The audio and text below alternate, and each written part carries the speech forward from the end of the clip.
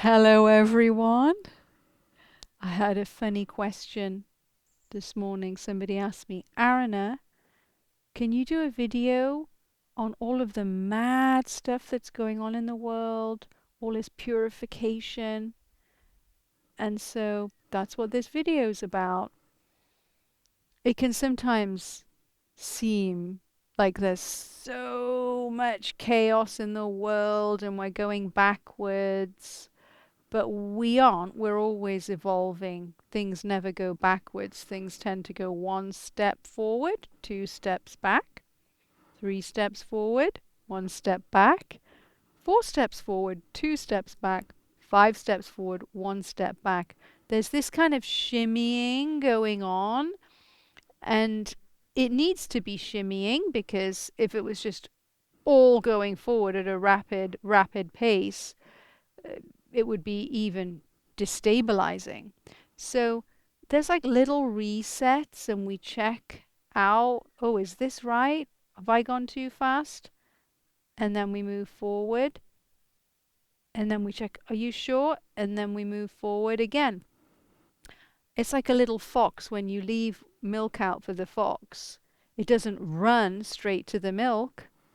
It goes forward a few steps, then it runs back, then it goes forward a bit more, and then it runs back, and then eventually it goes and it gets to the milk. I have a little fox in my garden in my London flat. There's a fox that lives in the garden, and they're so cute. And he sits curled up, and he knows there's nothing to worry about. Animals know there's nothing to worry about. They're so connected to nature. They know what's happening before things happen. If there's a tsunami, the birds have already gone, even though there's people still sunbathing. So we want to tap into this awareness, this subtle awareness, and know that evolution's always happening. And there's talk of the new earth. And what is that? There's talk of phase transitions. What are they?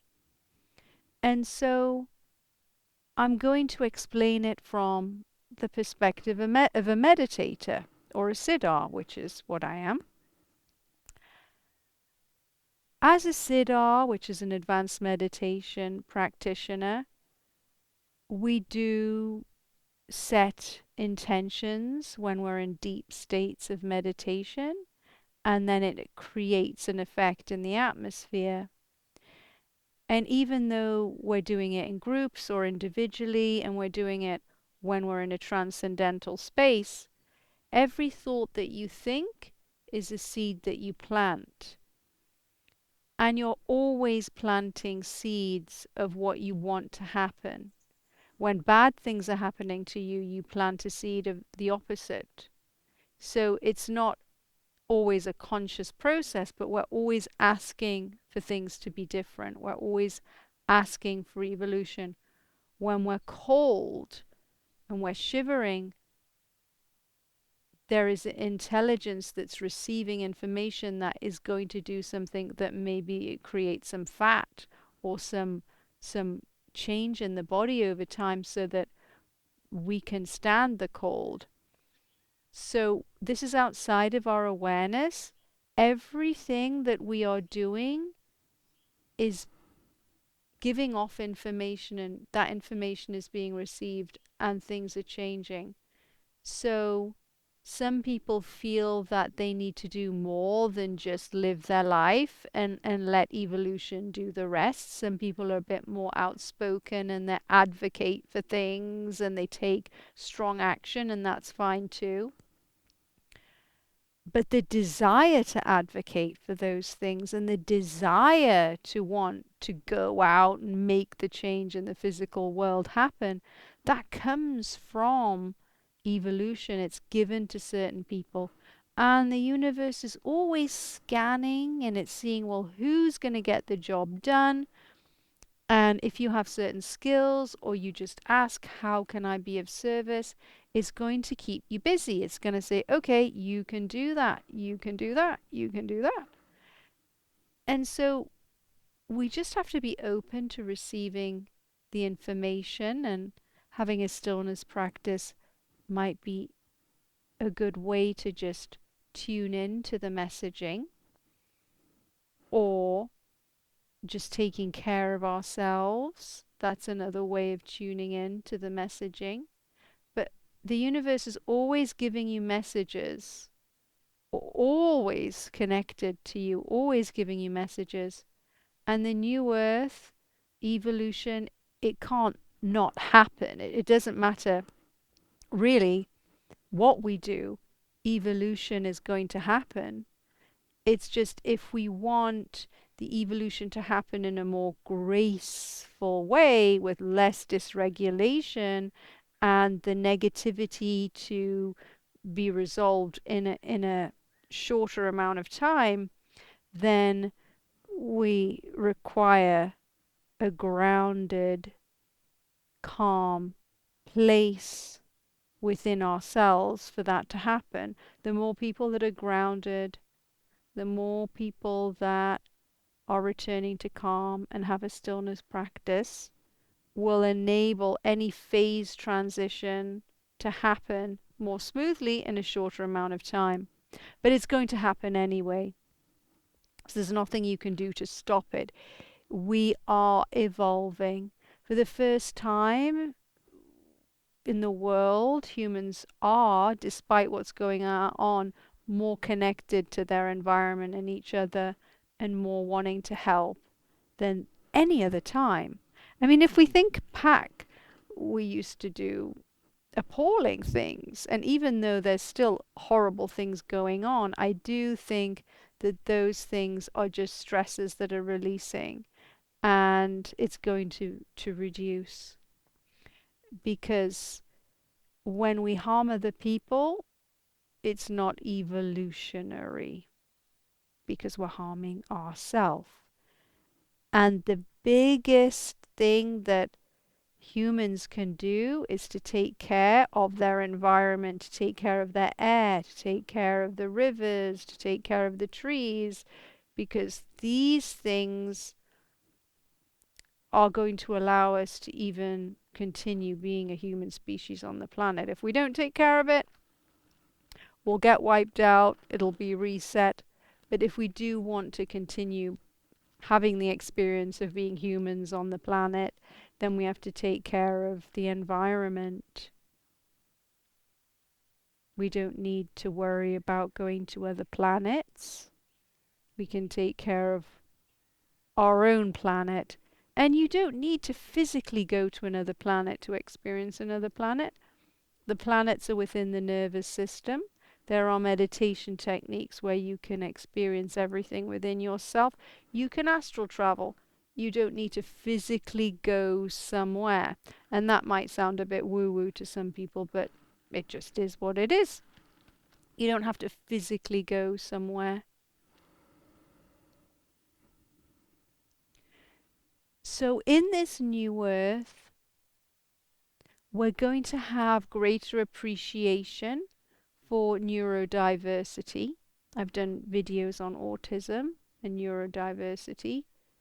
That seems to have sparked a lot of interest. I do sense that people with autism are beings from higher planets that have gifts and cities. They've been invited here to help us evolve as a human species, because they're very, very advanced. They're so advanced that sometimes they have a hard time being in a human body. But if they are respected and taken care of, then their gifts can be received, and we can hold space for them, take care of them, so that they can come up with the ideas, to come up with the solutions that we might need in the future. And everybody goes on about AI, but autistic people are even more powerful than AI, because they have this cosmic connection and they have these abilities that AI doesn't have. So if you have like a neurodiverse individual also using AI, that's like a superhero. And then you have some siddhas, and then you have people that are, allowed to be fully themselves and follow any enthusiasm that they have, which is nature's way of communicating, this is you, I'm giving you these things to do. If that all comes together, gosh, I don't know what we can achieve on this planet, but it's going to be mind blowing. And so I think the new earth does involve a lot of neurodiverse talent using AI, and a lot of advanced meditators and people who are following their joy, their gifts, and taking care of themselves so that they can develop their cities, develop their abilities. And as a human species, we're also going to be in this new earth communicating more effortlessly with other things which are not human, whether they're plants, animals, alien activity. It's all going to happen in the new earth, and that's really exciting. So we're living in a time where we're going to be able to communicate with things we previously couldn't communicate with. We're going to be able to appreciate animals way more than we did, because they're not just something that's dumb and stupid. They are, a lot of them, enlightened beings that have messages for us, that have the ability to upgrade human consciousness if we are sensitive to it. We can get upgrades from nature, we can get upgrades from animals, we can get upgrades from plants, we can get upgrades from planets. There's so many things that can lift us up, expand our awareness, and let us feel and know that we aren't separate in this universe, and that we can actually know how brilliant we are, because we don't know how brilliant we are when we think we're like this little separate human that's fighting everything else, or that's better than everything else. That's not a way to be brilliant. That's just a way to live in ignorance. And the new earth is going to be a place where we see clearly. And in order to see clearly, you have to know where your ignorance and your blind spots are.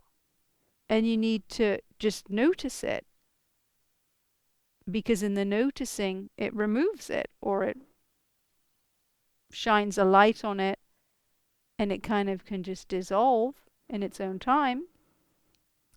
And so I'm really excited about the new earth. I'm seeing a lot of people just wake up and become pretty advanced much faster than I even expected. Some people do it even without a meditation practice. And it's pretty miraculous. I just love being on the planet right now. I have a partner who is neurodiverse that came into my life, and having lived with him, he's shown me how neurodiverse people are so brilliant, and how advanced their souls are and their hearts are, because they just see things differently. They see things in a way that a neurotypical person doesn't see them. And they are just really, really incredible. I love animals and plants, and I have a specific affinity towards neurodiverse people.